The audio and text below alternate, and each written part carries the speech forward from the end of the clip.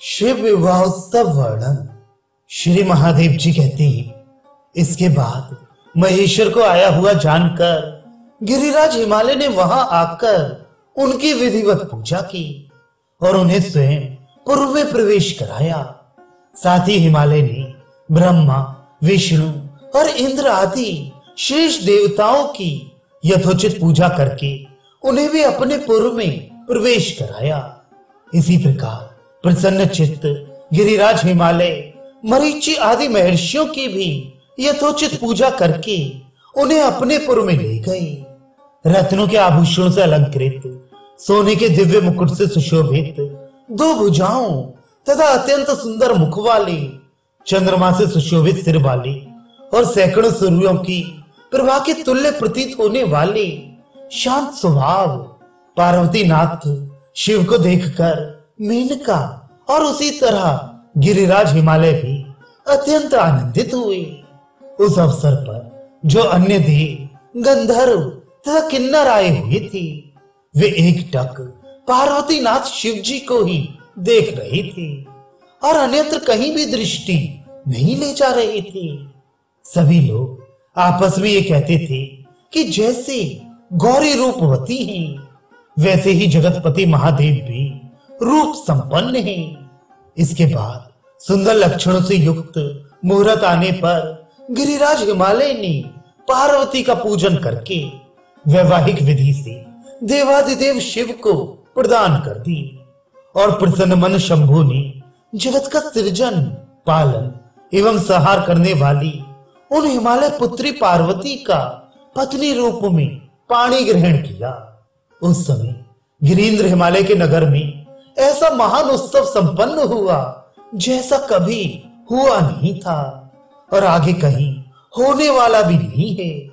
महामते, उस समय सभी देवताओं के मन में प्रसन्नता छाई हुई थी। इस प्रकार पार्वती के साथ महादेव का विवाह संपन्न हो जाने पर देवताओं का मनोरथ पूर्ण हो गया और वे महादेव को मुग्ध करने वाले कामदेव की बार बार प्रशंसा करने लगे। वहां पर पार्वती सहित भगवान शंकर को देखकर सभी देवता, गंधर्व और ऋषिगण परस्पर कहने लगे, अहो, बुद्धि संपन्न गिरिराज हिमालय का महान सौभाग्य है कि साक्षात जगत जननी भगवती उन्हें कन्या रूप में प्राप्त हुई हैं, जो परा प्रकृति अपनी इच्छा से संपूर्ण विश्व का सृजन करती हैं।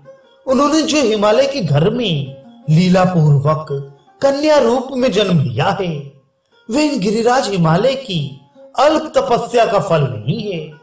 मीना के पूर्व जन्म के संचित अतुलनीय भाग्य का क्या वर्णन किया जाए, जो कि ये जगत जननी इन पार्वती की भी माता के रूप में प्रतिष्ठित हुई है। लोक में ऐसा कौन है जो वाणी से परे तथा मन के लिए अत्यंत दुर्गम महेश्वर के प्रभाव, रूप तथा वैभव का वर्णन करने में समर्थ है।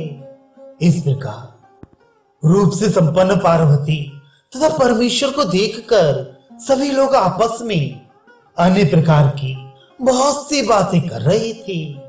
ब्रह्मा और भगवान विष्णु पार्वती सहित हर्षयुक्त तथा शांत भगवान महेश्वर से इस प्रकार कहने लगे। ब्रह्मा और विष्णु बोले, प्रभु देव, आपकी भार्या ये पार्वती वे ही सती हैं, जिनके वियोग जनित दुख से व्यथित होकर आप पूर्व काल में तपस्या में लीन हो गए थे।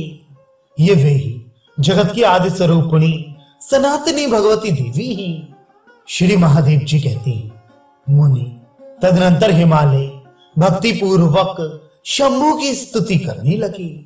हिमालय बोले, भक्तों पर दया करने वाले देवदेव महादेव शंकर, आपको नमस्कार है, आपको नमस्कार है, आपको नमस्कार है, आपको बार बार नमस्कार है।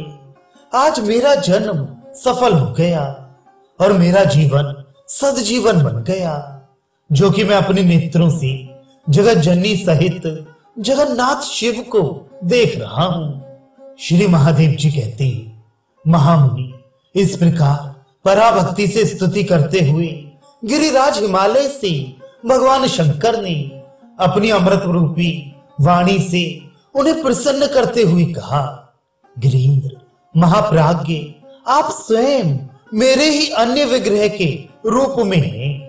आप भाग्यशाली हैं और देवताओं के लिए विशेष रूप से आदरणीय हैं। आज से मैं आपके लिए यज्ञ भाग सुनिश्चित कर दे रहा हूं। गिरीश्वर, मृत्यु लोक में आपके बिना लोग यज्ञ संपन्न नहीं करेंगे। गिरि, जिस प्रकार सभी हविभोक्ता देवता गण यज्ञोत्सव में अपना अपना भाग प्राप्त करते हैं, उसी प्रकार आप भी मृत्यु लोक में संपन्न होने वाले यज्ञों में भाग प्राप्त करेंगे। हिमालय बोले, प्रभु जगत गुरु, आपके वरदान से मैं कृतार्थ हो गया हूं। शंभु कृपा निधि, अब मैं एक अन्य वरदान के लिए प्रार्थना कर रहा हूं। शरणागतों पर वात्सल्य भाव रखने वाले महेश्वर देव, इस पार्वती के साथ आप यहीं पर रमण कीजिए और मुझे पवित्र कर दीजिए। श्री महादेव जी बोले, पर्वतराज, मैं देवी पार्वती सहित प्रसन्न चित्त रहते हुए आपके इस पुर के समीप में आपके शिखर पर वास करूंगा। गिरि, इसी कारण से लोग मुझे गिरीश नाम से जानेंगे। श्री महादेव जी कहते हैं, मुनि, इस प्रकार उन हिमालय को ये वर प्रदान करके भगवान शिव उसी उत्तम हिमालय पर्वत पर सुरम्य नगर का निर्माण कर पार्वती के साथ वहां रहने लगे। इसके बाद ब्रह्मा आदि सभी देवता अपने अपने स्थान को चले गए। जो प्राणी पार्वती के शुभ विवाह उत्सव संबंधी इस मांगलिक अध्याय का श्रवण या पाठ करता है, वह भगवती के चरणों की सन्निधि प्राप्त कर लेता है और उसे शत्रु या राजा का भी कोई भय नहीं रह जाता है। इसका एक बार भी श्रवण कर लेने पर मनुष्य मनोवांछित फल प्राप्त करता है और देवी की कृपा से वह सभी पापों से मुक्त हो जाता है। मुनि श्रेष्ठ, इस प्रकार मैंने आपको वह सब बता दिया जिस प्रकार भगवान महेश्वर ने पूर्णा प्रकृति दक्ष कन्या सती को फिर से प्राप्त किया था। अब आप वह कथा सुनिए जिस प्रकार से देवताओं के रक्षक तारक का वध करने वाले तथा विशाल भुजाओं वाले शिव पुत्र कार्तिकेय उत्पन्न हुए, जिनके समान महान बलशाली पराक्रमी तथा धनुर्धर तीनों लोकों में भी न कोई है और न होगा ही।